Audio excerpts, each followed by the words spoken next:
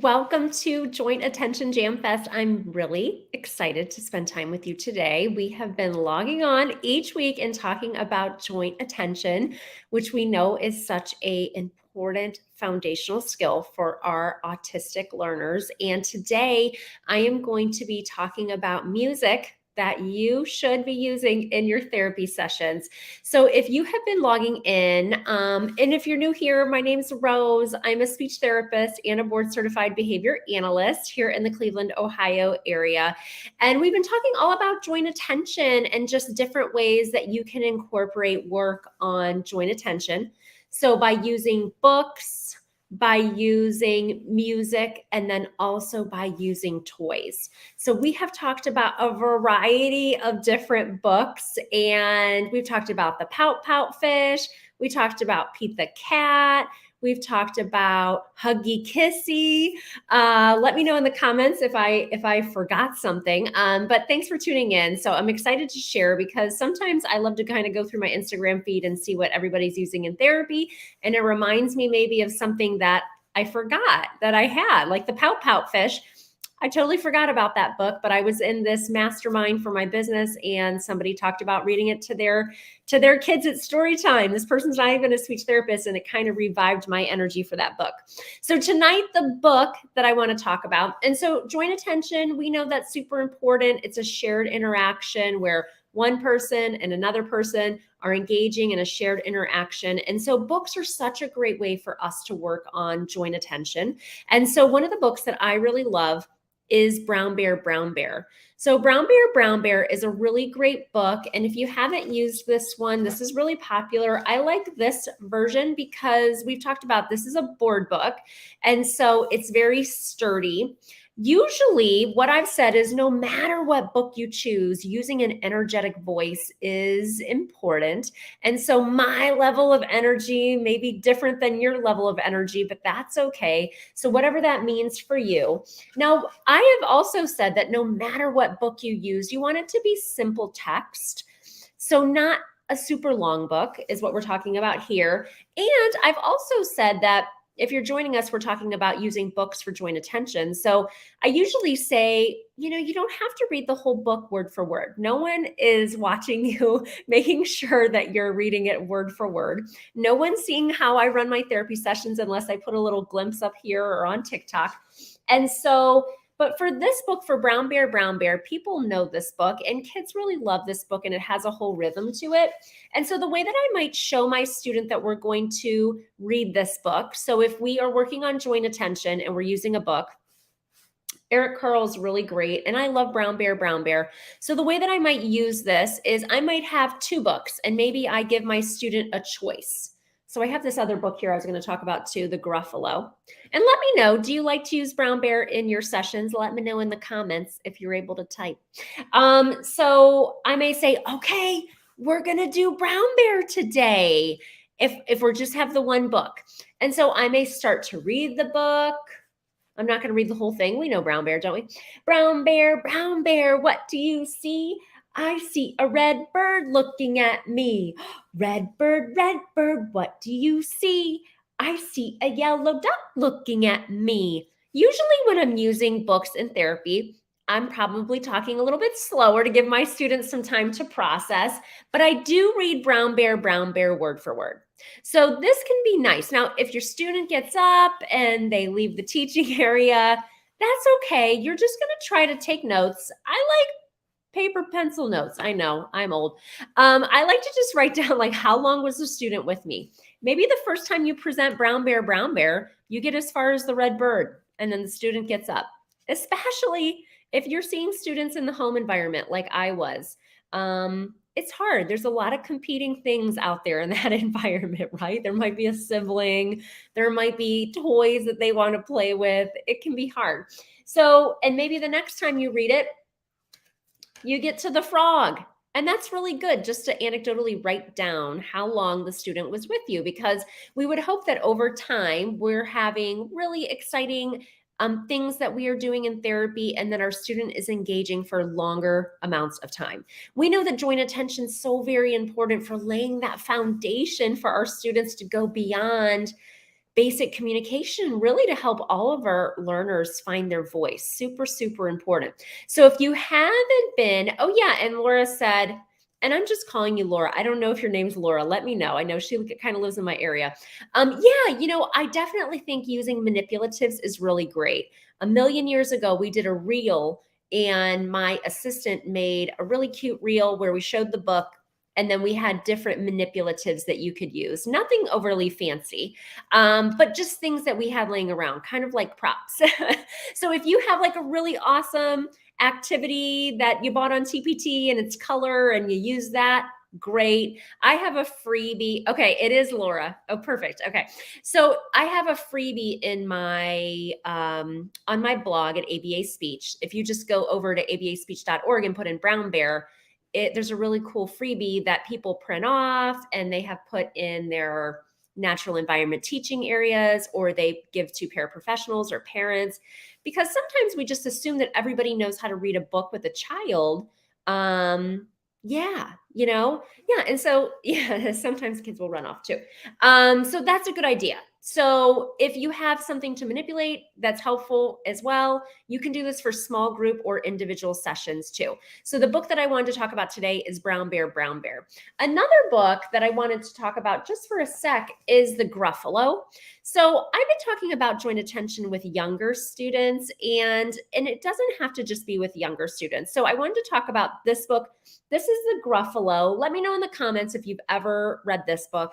I actually had never, ever read this book until my own son. He was in kindergarten last year, and I think he got it through Scholastic. I don't even know. Maybe he got it as a gift. The Gruffalo is a really funny, funny book. It's about this mouse, and it's about the Gruffalo and all these people that the mouse tells the Gruffalo is super, super scary. And he ends up not being. Everybody ends up being afraid of the mouse. It's a really cute book. This is better for school-age students because it is longer and there are more words. So if you have a student who's not ready for that, that's okay. But I did want to talk about, start to infuse a little bit of, if you're working with school-age students or you're working with students who are a little bit older, this is a really cute book if you've never heard of it. So joint attention, a great way to embed it into our sessions is by using books. So Brown Bear, which we all know and love, don't we? Hit me up on abaspeech.org. You can just search Brown Bear, and I have a really nice freebie that goes along with that. Which is great for handing out to staff or parents or just as reminders on how to use the book. And then The Gruffalo is a really nice book if you're working with students who are older. Okay. For music tonight, I wanted to share Jack Hartman. Jack Hartman, let me know in the chat if you have ever listened to Jack Hartman. So if you haven't listened to Jack Hartman, you're really missing out. He has a YouTube channel with millions of subscribers, and I really love that. So we've been talking about using music like Wheels on the Bus and Old MacDonald and the Itsy Bitsy Spider, but some weeks we may not feel like singing. And a laughing face. I like that. So, oh yeah, Jack. So if you haven't listened to Jack Hartman, he has some really, really great songs, and you can just get on YouTube, look up Jack Hartman. One of the songs that I really like, I would show you on YouTube, but I'm going live all different types of places, so I don't want to leave off anybody on Facebook, LinkedIn, or YouTube.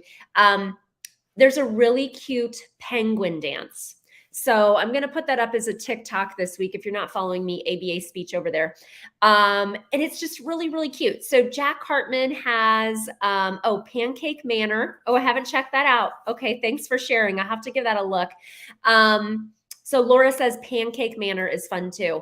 But these are just fun ideas. Not every week you're going to feel like singing. So maybe you put on a Jack Hartman. And these videos are usually like 2 or 3 minutes long. Yes, Jack Hartman. I love it. So music can be really, really fun. And a lot of the Jack Hartman songs have dancing that goes along with them. So that's one of the things we've been talking about with music. When there's motions, that's really nice too, because then all of our students can participate. And we're working on joint attention. So we're doing this activity together. But then another cool thing is that we can also be working on imitation. And so we know that joint attention, imitation helps us build this nice foundation for our speech and language skills, helping our students find their voice. And it's just fun. Like I used to, that's one of the things I miss about being in the schools. I just love being in the class and, playing a Jack Hartman or going in and getting the kids during circle time and they were listening to Jack Hartman. So if you haven't checked out Jack Hartman, you can thank me later. Send me an Instagram DM or wherever you're tuning in from and let me know how much you love it. Okay, so our books, Brown Bear, are tried and true. Look up the freebie, abaspeech.org. Just search Brown Bear. Or if you have older students who are able to engage for a bit longer, The Gruffalo is a very cute book. And I share some of these things because I know you might be working with students who have a variety of different language skills and different support needs. Okay, so that was our book. And then Jack Hartman is our music. Penguin Dance, really cute one. I'm going to do a TikTok about that this week to show you. And then the game that I wanted to talk about today. So some of the games we talked about using bubbles. We talked about modified Simon Says, which is favorite games, which is where it's always Simon Says. So Simon says, clap your hands. Simon says, put your hands up. Simon says, twist. Simon says, touch your nose. Those are very, very fun to play with students. And those are fun because we're doing something together. You can do it at home if you're listening as a parent. You could do it in the car. You could do it, when you're waiting in the grocery store line. You can do it individual therapy, group therapy. It's very, very fun. The game that I want to talk about tonight is modified musical chairs. I used to love playing modified musical chairs with my students. And it's fun because modified musical chairs, you can make current. So let's say that it was last year and Encanto was like the hot Disney movie. It was Disney, right? Yeah.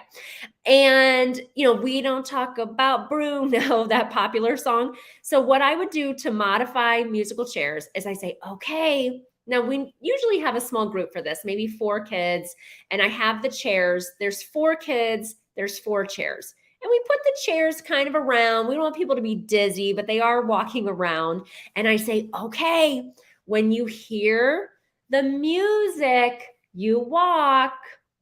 And when the music stops, we sit down.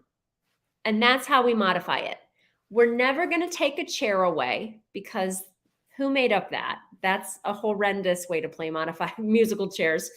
That's how we're modifying it. So it can be really fun. If it's around Halloween time, we used to listen to Monster Mash. If there's a really popular song out, like Encanto, that's the one that came up in my mind, or like when Frozen was popular, you can play that. If your kids really love country music, whatever, or hip hop, whatever works for them, kids bop, you can make it very specific to the group of students that you have, which is what I really love. And so the way that we modify musical chairs is we say, okay, well, let's get 4 kids, 4 chairs. And we say, okay, we are going to play musical chairs. When you hear the music, no, I don't always sign. Well, maybe I do sign the directions. Maybe I do. Because oftentimes a lot of my students are not yet speaking. And so I try to supplement with sign language. I guess the signs that I know, because I just took sign language 1, to be honest. At Akron U, anybody else here from Akron? Okay. So I say, okay, when you hear the music, you walk. And when the music stops, we sit down. And that's it. And you're working on so many things: joint attention, cooperative learning, potentially imitation, because we're walking around and then we're sitting down. We're learning from peers what's going on. And it can be a really fun thing to do. And especially, I'm thinking about here in Ohio, the weather's been a lot nicer. So this is something that you could also do outside. I always love to take my kids outside, more so when I worked at a clinic because we had kind of a courtyard. So it was nice. Can you make a video on signing? Yeah, that's a good question. I think I already have one over on my YouTube channel, ABA Speech. I am adding videos every other week over there. So please, Please go give it a look. I just added a new trail, which I'm proud of. But yeah, you can always contact me too through the website, abaspeech.org, and I could send you the specific resource. But I do definitely have a video about signing. Signing is really great for students, and there's a really great website actually called lifeprint.com. Lifeprint.com that has ASL signs, and they have videos and it's alphabetical and all of that really great stuff. Okay, so today we talked all about joint attention, super important. The books I shared today, Brown Bear. Make sure that you get your freebie over at ABA Speech. If you just look in Brown Bear and do a search, it'll come right up. Really nice to share with parents, teachers, parapros, RBTs. And then I talked about the Gruffalo. If you're working with students who are upper elementary and they are able to sit for a little bit longer, this is a very, very cute book that I just wanted to share. And then we talked all about music. I mean, Jack Hartman. If you're not listening to Jack Hartman, are you even a special educator? I mean, I don't know. But maybe if you parents are listening haven't heard of Jack Hartman, I think that you'll be very, very happy. One of the Jack Hartmans that I really love is called Penguin Dance. And I just made a TikTok all about it. I'm going to put that up this week. It's ABA Speech over there. And then the game that we discussed this week, we reviewed Modified Simon Says. So it's always Simon Says. Simon says, touch your head. Simon says, twist. Simon says, windmill arms. That's a very fun game because we're working on joint attention, imitation, and it's fun, right? We want to keep things fun and functional. And then we talked about modified musical chairs. If you haven't played modified musical chairs, you should play it tomorrow. Play it in your next small group. Let me know how it goes. Send me a DM. I love to hear how you're utilizing these resources. Tomorrow night, I'm very excited. We have a free live training.